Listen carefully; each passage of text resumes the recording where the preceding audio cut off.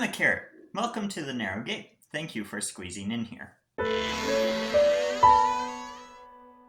So, remember a while back when I said, and I will probably later on make more videos talking about why friendship with other humans is so valuable. Well, this is the payoff to that. Let's talk about friendship. What even is the point of friends? Are they food? Be not deceived. Bad company corrupts good morals.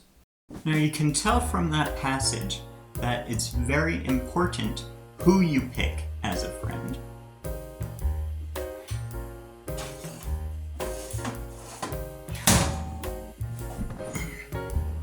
Have you ever heard the saying, "You are what you eat"? This saying is true both metaphorically and literally. When you take a bite of food, that food is broken down and then used to reconstruct your body. You become what you consume. Now, some foods are good for you, but then there's other foods that won't be as good for you, such as Mountain Dew and Oreos.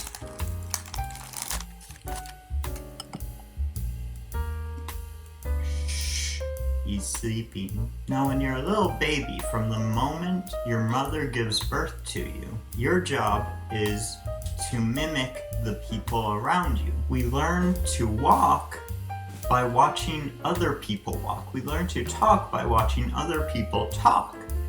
And it's quite crazy the way that babies are able to mimic the people around them. I think as we get older, this never fully changes. We still go around at least partially mimicking the people around us. And that's why, to point back to the beginning of this video, bad company indeed corrupts good morals. So in that way, friends are food. Because just like the chicken that you eat, and much of it becomes part of your body, so do the thoughts you consume become your thoughts. When you hang out with a certain group of people that talks in a certain way, uses certain words, you'll start to use those words yourself. You become what you consume. And listening to those words, you become that baby, picking up on everything it sees and using it to build who you are. So in this way, I would say that friends are food. So the question is, if friends are food, how do we become the broccoli instead of the Oreos and Mountain Dew? How do we become something that will actually be good for people to consume? And likewise, how do we find other people that will be good for us to consume? I'm going to leave you with 4 things that, according to Bible verses, might make a good friend. Number 1, let's take a look at John 4:9. Then the Samaritan woman said to him, "You are a Jew, and I am a Samaritan woman. How can you ask me for a drink?" For Jews do not associate with Samaritans. This is an example of Jesus' evangelism through friendship. Jesus, as a Jew, it wasn't really heard of to be associating with this woman. And I think that it was through Jesus actually treating this woman as a friend, even though he really wasn't supposed to, that actually got her to end up listening to him. And I think the most important thing about friendship right off the bat is that you must not have an us versus them mentality when it comes to friendship. All too often, I feel like we divide by people who are worthy of our friendship and people who aren't, which frankly is not a good way to look at things.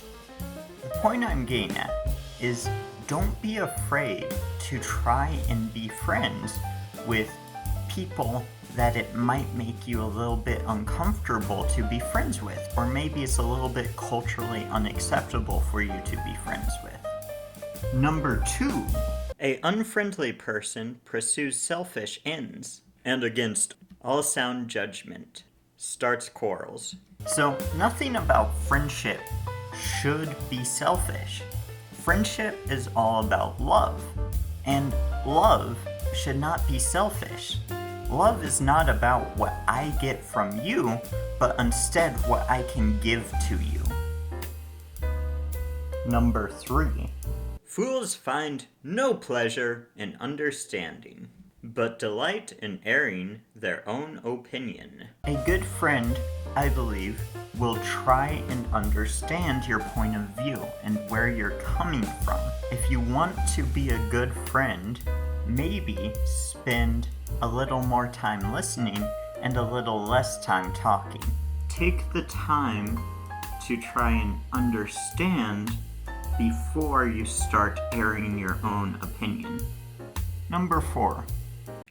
One who has unreliable friends will soon come to ruin, but there is a friend who sticks closer than a brother.